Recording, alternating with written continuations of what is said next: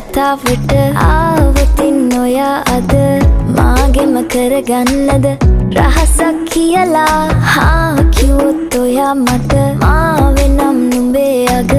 රැජිනිය සදහට මං දෙවරක් නොහිතා සැරෙන් සැරේ කෝලෙන් බල බලා ඇසේ අස්සෙන් බොරුවට එපා වගේ හිඳින්න එපා රවන්න එපා ටිකෙන් ටිකේ ආලෙන් පුරවලා හිතේ හිස්තැන් නුඹ මට හිතක් වටින කෙනා නිසා චුට්ටක් කතාවට ආවොතින් ඔයා අද